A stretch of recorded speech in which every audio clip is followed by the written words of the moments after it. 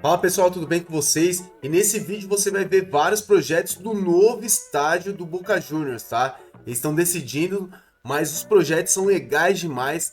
Nova Bombonera, caramba, muito louco, hein? Se liga aí.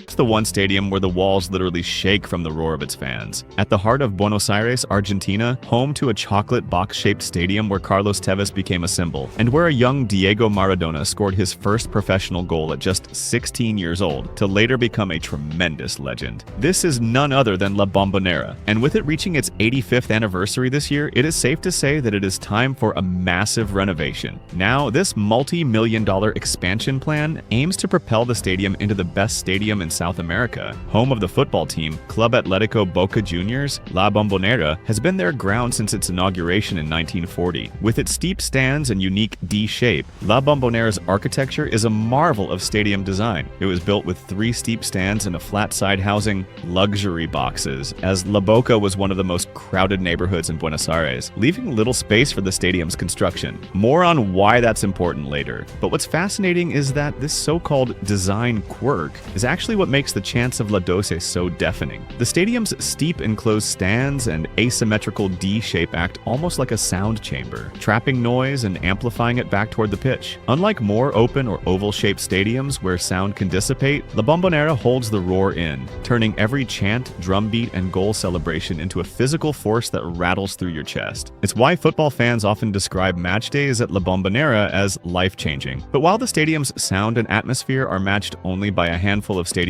worldwide, it's safe to say that La Bombonera is starting to show its age. Let's start by stating the facts. La Bombonera was opened on May 25th, 1940, and since then, only minor work has been done to improve its infrastructure. We're talking about a stadium that's 85 years old. See why it's struggling to keep up with the demands of modern football? Just look at the corridors. They feel narrow, don't they? Imagine being a fan and walking through them during a crowded match day. It's a nightmare. Beyond the fan experience, there's the issue of capacity. With just over 54,000 seats, the stadium falls short of meeting demand for Boca's massive and ever-growing fan base. Home matches frequently sell out, leaving thousands of eager supporters without a ticket. On top of that, La Bombonera was built back when concepts like crowd flow, emergency evacuation plans, or anti-panic designs weren't as strictly enforced. Today's top stadiums must comply with international safety protocols, wider exits, safer materials, controlled access points, and modern crowd management systems. While the passion in the stands is unmatched, ensuring that this passion doesn't come at the cost of safety is a growing concern. The final nail in the coffin is the stadium's aging technology. Broadcast infrastructure, lighting systems, and other behind-the-scenes operations need serious upgrades to meet the expectations of international tournaments or major modern events. For a club of Boca Juniors stature, La Bombonera needs to evolve if it wants to remain on the shortlist for global competitions, or even just to keep up with rival stadiums in Argentina, like Estadio Monumental, recently renovated with expanded capacity and upgraded facilities, or international giants like the Santiago Bernabeu in Spain,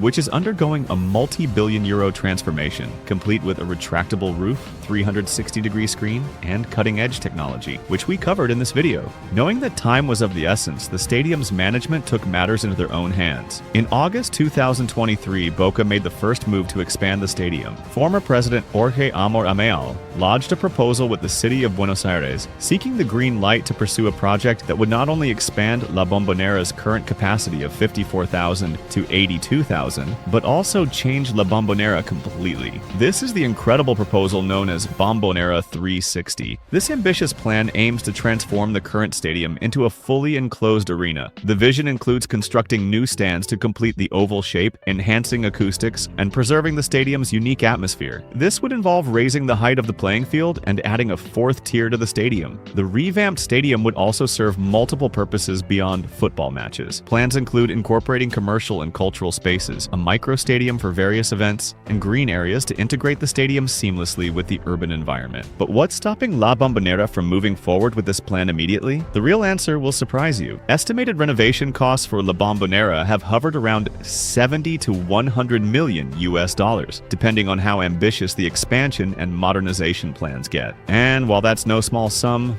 Surprisingly, the problem here isn't money. It's the stadium's legendary status. No, really. Because La Bombonera is part of Buenos Aires' protected historical monuments, you can't just knock down a wall or expand a stand without consulting urban planners, heritage councils, and often local residents. The legacy that makes La Bombonera iconic is also what also makes it so hard to renovate. So that's why the second proposal, the Isla Demarchi Stadium plan, came to be. Proposed by presidential candidate Jorge Reale, this vision entails building a new 106,000 capacity stadium on Isla Demarchi, just 1,300 meters from the current location. He even uploaded renders of the stadium on his X account. These were designed by Enrique Lombardi, an architect who has worked with other Primera Division home stadiums, like the Estadio Único Madre de Ciudades. This new Isla Demarchi stadium would include state-of-the-art facilities and aims to position Boca Juniors as a host for major international events. Think Copa Libertadores finals, FIFA Club World Cup matches, and even potential fixtures in a future expanded FIFA World Cup or Copa America. It would have 444 VIP boxes, 192 tourist boxes, 78 broadcast booths, and parking spaces for 4,000 cars. It would be built with pedestrian bridges across the Matanza River so people can just cross over from La Bombonera easily. The goal was simple: build a new home for the Boca Juniors without having to destroy nearly a century of football history in La Bombonera. The only problem is the budget. This new stadium would cost 3 times what La Bombonera's renovations cost, at approximately $300 million, and it might not even be on time for the 2030 FIFA World Cup, and it would not have La Bombonera's iconic acoustics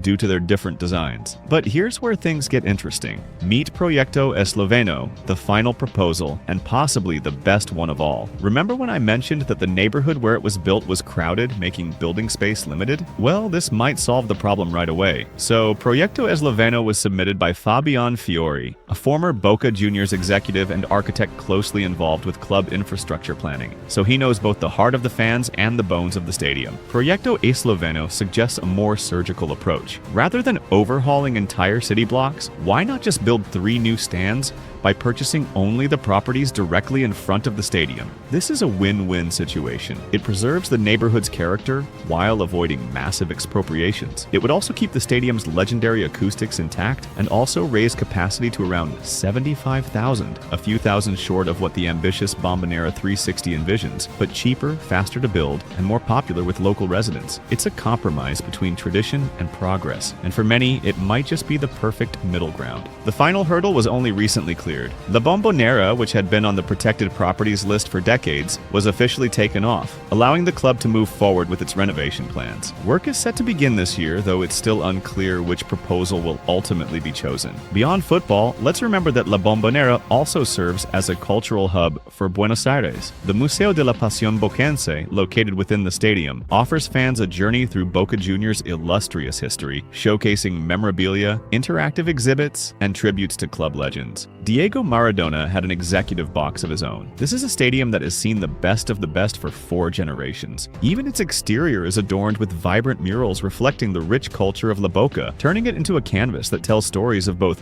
football and the local community. TS walls have absorbed the cheers, tears, and dreams of millions, making it a sacred ground for football enthusiasts worldwide. As Boca Juniors looks to the future, we can be certain that whatever proposal the stadium's leadership follows, it will only improve what's already a temple for football.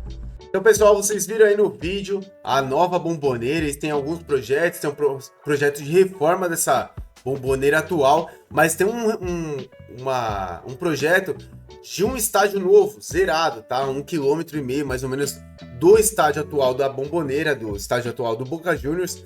Cara, que estádio maravilhoso, hein? Tipo, muito parecido até com o estádio do Real Madrid, mano. Cara, eu gostei demais. Vamos ver se isso vai acontecer. É grana pra caramba.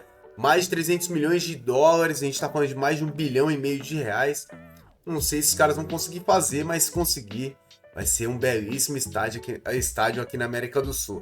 Pessoal, peço para vocês se inscreverem no nosso canal, deixar o like. Peço também que você compartilhe esse vídeo com seus amigos. Muito obrigado, fica com Deus. Valeu!